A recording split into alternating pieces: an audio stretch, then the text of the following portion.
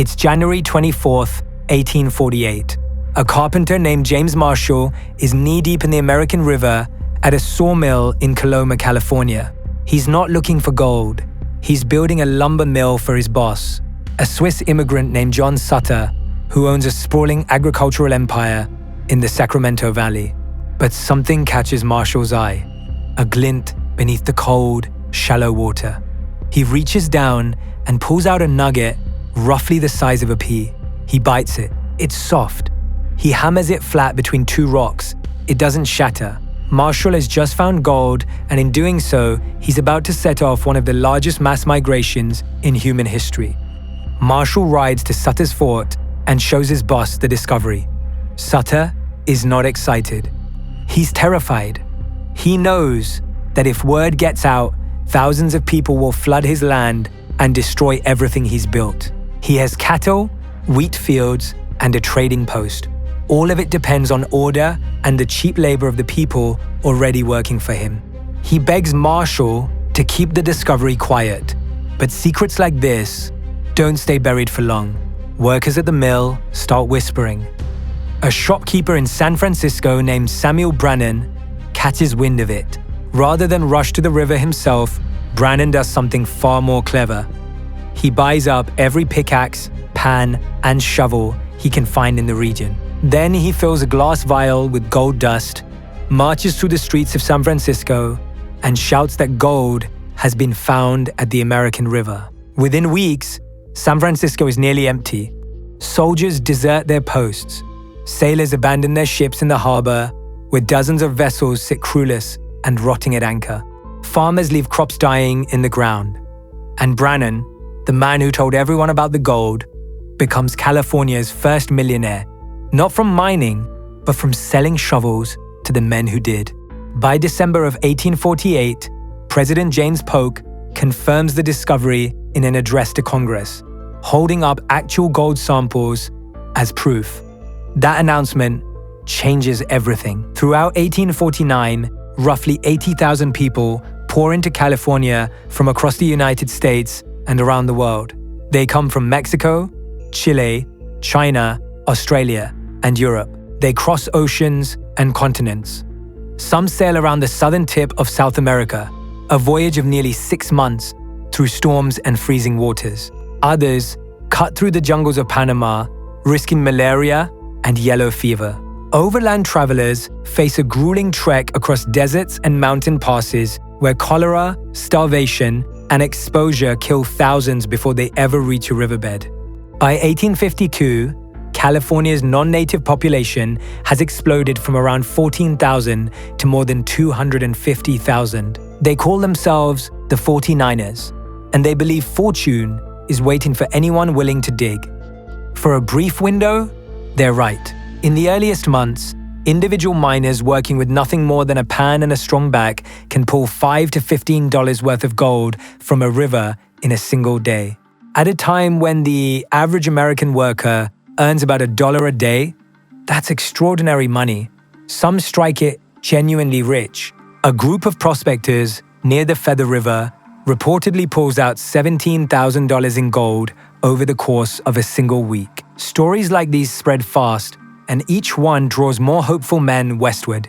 Newspapers print breathless accounts of overnight fortunes. Letters from California describe rivers practically glittering with gold dust. The truth gets stretched further with every retelling. But what nobody talks about is what happens next. The easy gold, the kind sitting in riverbeds and shallow deposits, runs out quickly. By 1850, the surface pickings are largely gone. New arrivals find themselves competing with tens of thousands of other miners for diminishing returns. The average daily haul drops to $6, then $3, then less. Meanwhile, the cost of staying alive in gold country is staggering. Merchants charge whatever they want because supply is scarce and demand is desperate. A single egg can cost the equivalent of what a factory worker earns in a day. A shovel sells for prices that would have bought a month's rent back east. A wool blanket, essential for surviving cold mountain nights, might go for $40 when it costs $2 back home. Lodging, food, and basic tools drain miners' earnings as fast as they can dig them up. For the majority, the math simply doesn't work. Most individual prospectors break even at best. A significant number go home poorer than when they arrived, if they go home at all. Disease, violence, and accidents kill thousands. Mining camps are rough, lawless places where disputes over claims are settled with knives and pistols. Cholera, dysentery, and scurvy are constant companions. Men die alone in tents, hundreds of miles from anyone who knows their name. So how much gold actually came out of the ground? During the peak years of the California gold rush, between 1848 and 1855, miners extracted roughly 12 million troy ounces of gold. At the fixed price of the era, about $20.67 per ounce, that amounted to approximately $250 million. Adjusted for inflation, that figure lands somewhere around 8 to 10 billion in today's money. But measured by the current market price of gold, those 12 million ounces would be worth well over $30 billion. The peak year was 1852, when California's mines produced around $81 million worth of gold in a single year. After that, annual output declined steadily as surface deposits were exhausted and large-scale industrial mining operations moved in with hydraulic equipment and deep shaft techniques that individual prospectors could never afford. The lone miner, with his pan, became a relic almost as quickly as he had appeared. And this is where the story turns bitter. The men who actually got rich during the gold rush were rarely the ones doing the digging. Levi Strauss arrived in San Francisco in 1853 and made his fortune selling durable work pants to miners. Collis Huntington started by selling supplies to prospectors and later became one of the railroad barons who built the transcontinental line. The bankers, merchants, and landowners, the people who sold the dream, were the ones who profited from it. As for John Sutter, the man on whose land gold was first discovered, his fears came true in the worst possible way. Squatters overran his property. His livestock was stolen or slaughtered. His crops were trampled by men who couldn't care less about someone else's wheat when there was gold in the river. Courts refused to enforce his land claims. He spent the rest of his life petitioning Congress for compensation, traveling to Washington again and again, and died in 1880, nearly bankrupt in a hotel room in Pennsylvania. James Marshall, the carpenter who actually found the first nugget, fared even worse. He never profited from the discovery. He tried staking claims of his own, but was repeatedly pushed off by other miners who didn't care that he'd been there first. He drank heavily, grew paranoid, and died alone and penniless in 1885 in a small cabin near the very spot where he'd made his discovery.